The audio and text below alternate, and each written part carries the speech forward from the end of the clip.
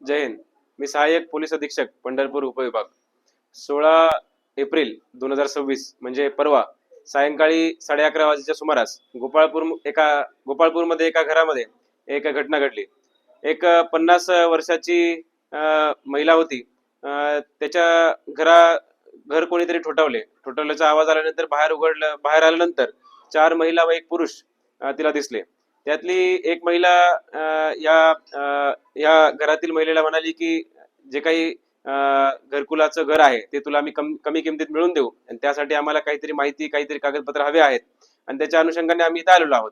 असं बोलता बोलता जे इतर 3 महिला व एक पुरुष होते ते हळूच तिच्या घरामध्ये गेले आणि कपाटामध्ये असलेले काही दागिने व कॅश त्यांनी त्या घरातून पळून नेले. अशी खबर मिळताच पोलीस स्टेशन पंढरपूर तालुक्याचे प्रभारी अधिकारी व इतर PSI व संपूर्ण टीम या गोष्टीसाठी रवाना झाली आणि चौकशीसाठी रवाना झाली.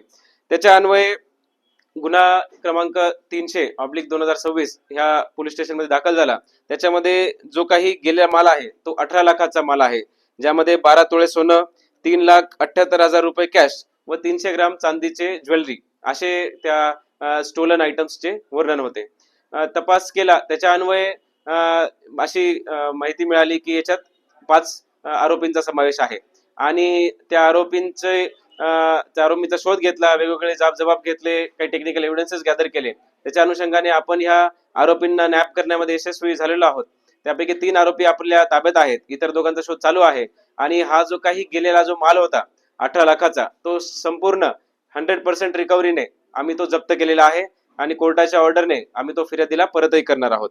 तर तशी ही जी काही कामगिरी आहे ही फसवून काहीतरी असे खोटे आश्वासन देऊन हे आरोपींनी हे कृत्य केलेलं आहे आणि ह्या अशा कृत्यामध्ये मला असं सगळ्या नागरिकांना पंढरपुरातील आव्हान करायचं आहे की अशा कुठल्याही स्कीम मध्ये आपण अडकू नये, कोणावरही असा विश्वास ठेवू नये आणि जर आपल्या ओळखीचे असतील तरच घरात आपण त्यांना प्रवेश करू द्यावा, असेच आव्हान मी सर्व नागरिकांना करतो.